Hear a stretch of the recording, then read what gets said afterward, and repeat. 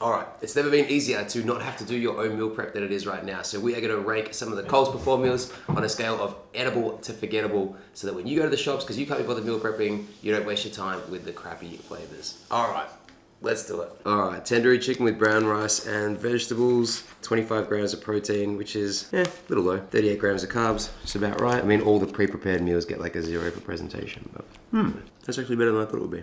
Chicken's okay, bit salty. So 6 for flavor and taste. From a macro perspective, 359 calories, 25 grams of protein, 39 grams of carbs.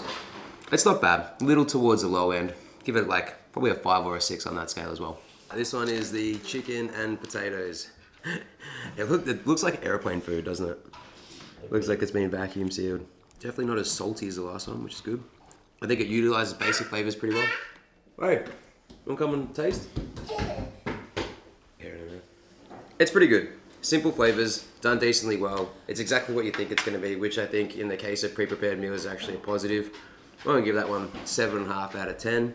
From a macros perspective, a little bit higher protein than the last one and a little bit lower carb. So 29 and 27, which gives you a much more balanced equation, which I don't mind as well. If I was going to do those on a regular, I'd probably add a little bit more chicken in. But I'll give that one a 7 from a macro perspective. Actually, 7.5 from a macro perspective as well. That's pretty good. All right, chicken risotto with Mediterranean vegetables. And this looks exactly like half the meals that we feed Kiara. The chicken probably saves it. The risotto is, like I said, it tastes overdone. Again, probably a result of it just being frozen and rethawed and then reheated. Doesn't pass the toddler test either. I'm probably looking here at a 5 or a 6, maybe a 5. From a macro perspective, 26 grams of protein, 28 grams of carbs. Yeah, good? So again, nice and balanced. Maybe a 5 out of 10 overall. All right, Moroccan style chicken with couscous. Bryce, this looks the least appetizing out of all of them. Couscous is always a risk, I feel. I think it's usually overcooked and just becomes to kind of mash together a bit like a polenta, which like, if you like that, yeah. But it's actually better than I thought it was gonna be. Not a huge amount of spice, which I would have thought there might have been a bit more in there. But the crunch for texture is pretty good with the couscous. And Moroccan chicken's pretty good too.